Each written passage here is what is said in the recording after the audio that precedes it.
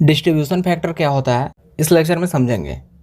Alternator में हम लोग दो तरह से वाइंडिंग कर सकते हैं, डिस्ट्रीब्यूटेड वाइंडिंग और कंसंट्रेटेड वाइंडिंग। डिस्ट्रीब्यूशन फैक्टर को केडी से रिप्रेजेंट करते हैं and KD is equal to EMF induced in distributed winding upon EMF induced in concentrated winding. दोनों वाइंडिंग में इंड्यूस्ड होने वाला ईएमएफ का अगर रेशियो करेंगे तो उस फैक्टर को डिस्ट्रीब्यूशन फैक्टर बोलेंगे। डिस्ट्रीब्यूशन फैक्टर को इस तरह से भी रिप्रेजेंट कर सकते हैं, KD is equal vector sum of induced EMF upon arithmetic sum of induced EMF. Distribution factor को वाइंडिंग फैक्टर और स्प्लिट फैक्टर भी बोला जाता है। इस लेक्चर में डिस्ट्रीब्यूशन फैक्टर इक्वेशन को फाइंड करेंगे, full pitch coil and short pitch coil को समझेंगे। टॉपिक काफ़ी इंफॉर्मेटिव है, so watch the video completely. EMF equation of alternator वाले लेक्चर में मैंने इस इक्वेशन को डिराइव किया था, that is EP is equal to KP KD 4.44 phi f TP. Here KP is the pitch factor and KD is the distribution factor. As we know, alternator का जो armature winding होता है उसको दो तरह से कर सकते हैं, आइदर कंसंट्रेटेड वाइंडिंग और distributed winding. In concentrated winding all the winding turns are wound together in series to form one multi-turn coil. मतलब सिंगल कॉइल होता है एंड उसका स्लॉट में मल्टी टर्न किया हुआ रहता है। In distributed winding all the winding turns are distribute in the periphery of the rotor और स्टेटर। मतलब डिस्ट्रीब्यूटेड वाइंडिंग में कॉइल का जो टर्न्स रहता है वो स्टेटर और रोटर के स्लॉट्स में डिस्ट्रीब्यूट किया हुआ रहता है। डिस्ट्रीब्यूट का मतलब होता है बिखरा हुआ। As you can see here, coil का जो टर्न्स है वो डिफरेंट स्लॉट्स में डिस्ट्रीब्यूट किया हुआ है। Since distribution factor KD is equal to EMF induced in distributed winding upon EMF induced in concentrated winding. Distributed winding में जो EMF इंड्यूस होता है वो डिफरेंट स्लॉट्स में इंड्यूस्ड EMF का वेक्टर सम होता है, एंड कंसंट्रेटेड वाइंडिंग में जो EMF इंड्यूस होता है उसका अर्थमेटिकल सम होता है। डिस्ट्रीब्यूटेड वाइंडिंग में डिफरेंट स्लॉट्स में EMF इंड्यूस होता है, जिसके कारण दो स्लॉट्स के बीच में फेज डिफरेंस क्रिएट होता है। इसलिए टोटल EMF इंड्यूस्ड फाइंड करने के लिए उसका वेक्टर सम करते हैं। जबकि कंसंट्रेटेड वाइंडिंग में कॉइल का मल्टी टर्न एक ही स्लॉट में होता है, इसलिए वहाँ पे वोल्टेज का फेज डिफरेंस नहीं होता है। दैट्स वाई कंसंट्रेटेड वाइंडिंग के लिए अर्थमेटिक समेशन करते हैं। इस डायग्राम के हेल्प से डिस्ट्रीब्यूटेड वाइंडिंग के वेक्टर सम को फाइंड करेंगे। यहाँ पर 4 डिफरेंट स्लॉट्स है जिसमें ES वोल्टेज इंड्यूस हो रहा है, एंड दो स्लॉट्स के बीच में इंड्यूस्ड EMF का फेज एंगल बीटा डिग्री है। यहाँ पे चारों स्लॉट्स का एक ओरिजिन है, दैट इज O, एंड इसका जो लेंथ है वो है R।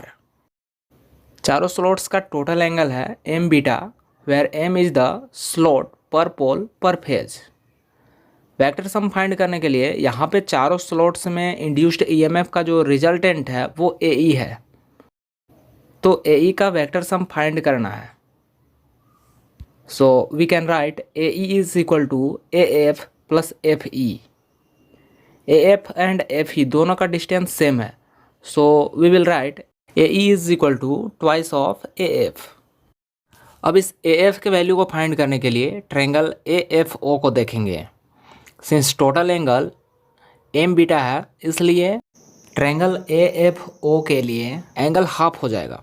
सो यहाँ पे लिखेंगे M बीटा अपॉन 2। तो AF का वैल्यू इस ट्रायंगल पे मिलेगा 2R sine M beta by 2। Now arithmetical sum find करने के लिए हम लोग ES के वैल्यू को फाइंड करेंगे, जो कि स्लॉट्स में इंड्यूस्ड होने वाला EMF है। ES को फाइंड करने के लिए कोई भी एक स्लॉट को कंसीडर करेंगे। सपोज स्लॉट AB, यहाँ पर AB स्लॉट्स में ES वोल्टेज इंड्यूस हो रहा है, so we can write ES is equal to AB। AB is equal to AP plus PB। Since AP and PB का जो डिस्टेंस है वो सेम है, तो हम लोग लिख सकते हैं AB is equal to twice of AP। यहाँ पे ट्रायंगल ABO का जो एंगल है वो बीटा है, एंड AP का वैल्यू फाइंड करेंगे from triangle APO। So APO का एंगल होगा बीटा बाई 2, क्योंकि यहाँ पे बीटा एंगल का हाफ हो जाएगा, so we will write beta by 2।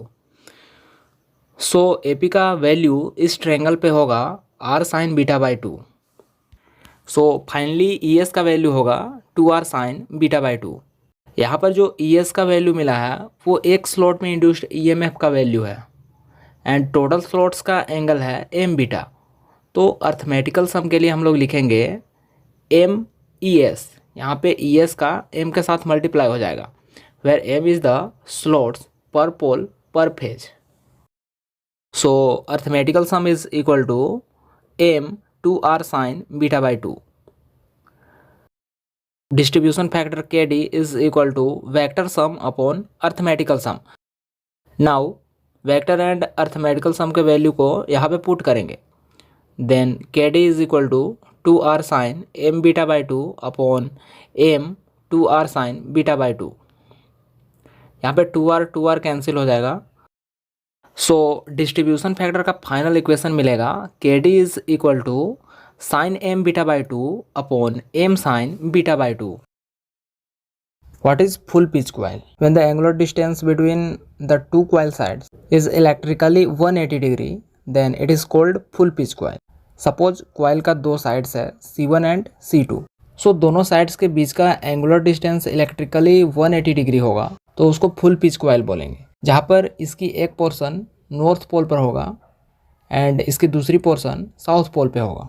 इस केस में अगर N पोल पर पॉजिटिव वोल्टेज मिल रहा है दैट इज़ प्लस E, तो S पोल पर निगेटिव वोल्टेज मिलेगा that is minus E।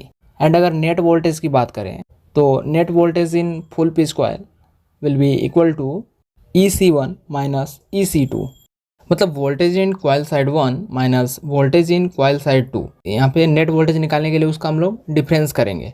So C1 पे प्लस E मिल रहा है माइनस C2 पे माइनस E मिल रहा है, तो यहाँ पे माइनस माइनस प्लस हो जाएगा। So net voltage will B 2E। इसका फेजर भी ड्रॉ कर सकते हैं, E1 एंड E2 दोनों सेम फेज में होगा, where net voltage will be equal to 2E। Next है short pitch coil. Short pitch coil को समझने के लिए भी कॉइल के टू साइड्स को कंसिडर करेंगे, जहाँ पे सेकेंड साइड शॉर्ट है। अगर फुल पिच कॉइल होती तो इस तरह बनती, जिसको सैडेड लाइन से ड्रॉ कर रहे हैं। सो कॉइल का second side beta degree short है। शॉर्ट पिच को इन टर्म्स ऑफ स्लॉट्स और in terms of angle consider कर सकते हैं। यहाँ पे हम लोग एंगल के टर्म में कंसीडर कर रहे हैं क्योंकि हमें फेजर को भी रिप्रेजेंट करना है। सो इस केस में कॉइल का both side of distance electrically 180 degree minus beta होगा, where beta is the short pitch angle. इसमें भी उसी तरह वोल्टेज डेवलप होगा। N पोल पे पॉजिटिव वोल्टेज मिलेगा, वेयर साउथ पोल पे निगेटिव वोल्टेज मिलेगा दैट इज माइनस E। इसके फेजर को देख लेते हैं। सपोज यहाँ पे E1 है and this one is E2, जो कि बीटा डिग्री से लैग कर रहा है। So net voltage of short pitch coil will be less than the E net full pitch coil. तो इस तरह से कोई भी टॉपिक को अगर आप इजी वे में समझना चाहते हैं तो चैनल को सब्सक्राइब कर लें और बेल आइकन को भी प्रेस कर लें ताकि वीडियोज आप तक पहुंच सकें।